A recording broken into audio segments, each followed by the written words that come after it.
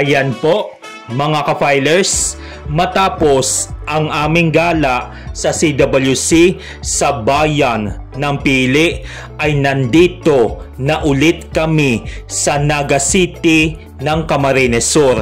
At bago muna kami makauwi sa aming tinutuluyang pansamantala sa Calabanga, ay magsisimba muna kami dito sa Minor Basilica and National Shrine of Our Lady of Peña Francia. Ang Peña Francia Basilica Minor na matatagpuan dito sa Naga City ay mas kilala bilang Pilgrim City and Queen City of Bicol, na isa sa pinakamalaking Marian pilgrimage places sa Asia, na kung saan ay nandito ang tahanan ng Our Lady of Peña Francia. Makikita na mababasa dito sa bandang gilid ng simbahan ang isang panalangin para sa mahal na birhen ng Peña Francia, at nandito na rin ang bilihan ng mga religious items saka mga kandila. At dito ay isa ito sa ipinagmamalaki ng mga Bicolano, na bukod pa sa mga taga rito ay maraming mga deboto o peregrino ang dumarayo upang manalangin sa milagrosong mahal na ina ng Peña Francia, saan man tayo panig ng lalawigan at maging ang nasa ibang bansa. Nagsimula ang pagpapatayo ng simbahang ito noong April 18, 1976, ngunit naantala ng ilang taon dahil sa kakulangan ng pondo.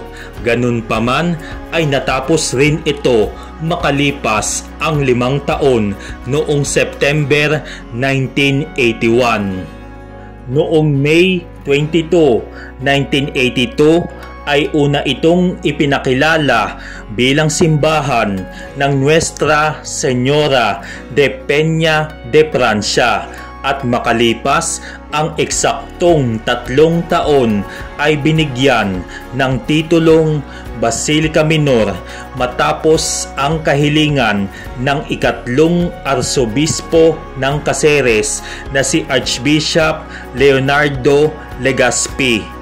Ang imahe ng Peña Francia ay nililok noong 1710 na kinomisyon ni Miguel de Covarrubias na mula sa Espanya ay lumipat dito sa Pilipinas kasama ang kanyang pamilya, at naniniwala na ang Birheng Maria ay tinulungan siya ng maraming beses sa kanyang buhay.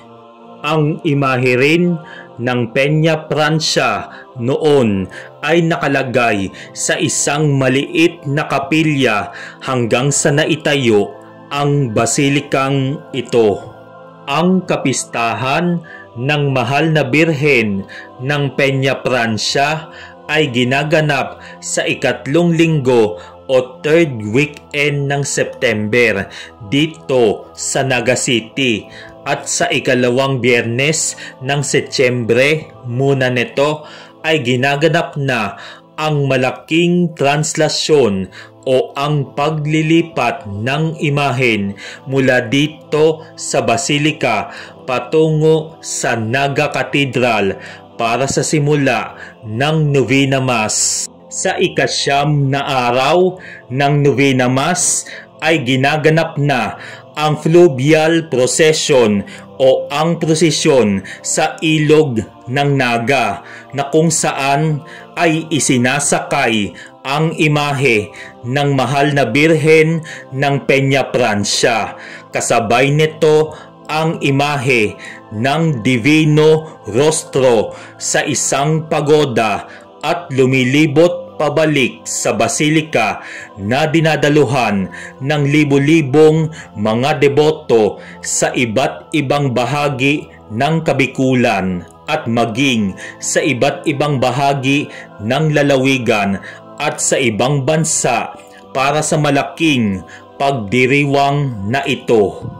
Napakaganda, napakasolemn at sagrado ang lugar. Kaya mga ka-filers ay isa ito sa mga pwede nyong puntahan upang magsimba dito anytime, anywhere. Kinabukasan, ayan po, sa ikatlo o last day namin dito ay nagpasalamat at nagpaalam na kami pansamantala sa aming kamag-anak dito sa Calabanga. At natapos na ang naging reunion at bakasyon namin dito. Pero syempre, nagpicture-picture muna kami dito.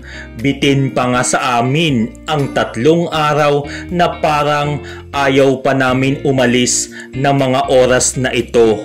Bale, 8:30 ng umaga na kami nakaalis dito at bago kami umuwi sa Batangas ay dumaan kami dito sa bilihan ng pasalubong dito sa Daday's Food Products sa katabi ng Shell Gasoline Station na along the highway lamang dito sa bayan ng San Fernando, Camarines Sur. Ayan, bago muna kami makipagbakbakan sa mahabang biyahe pauwi sa Tanawan, Batangas, ay nag-shopping all you can muna kami dito. Ay sila lang pala. At dito ay napakaraming mga iba't ibang klase ng mga delicacies gaya ng sikat na produkto dito na pili nuts na may iba't ibang flavors gaya nitong honey glaze and caramelized na pili nuts na mabibili dito. Ito yung kanilang specialty na pwedeng ipasalubong at masarap kainin habang nasa biyahe ka na talaga naman na babalik-balikan mo. Pero syempre, hinay-hinay lamang tayo ha. Enjoy your shopping! Ayan po, kung nakaabot man kayo sa dulo ng bidyong ito, ay maraming salamat po sa pagsama at pagsubaybay mula sa part 1, part 2, part 3 at itong part 4 ng aming paglalakbay dito sa Bicol.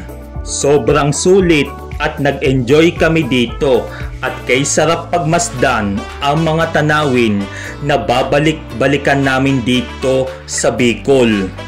At bago muna magtapos ang videong ito ay nais ko munang batiin or mag-shoutout kina Pards Riding Adventures, kay Imo Reg o Jerome Binaligtad lang, sa kasi Abner the Rider na taga dito sa Bicol.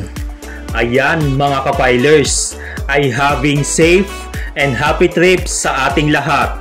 Kita-kits ulit tayo sa mga susunod pang mga edisyon.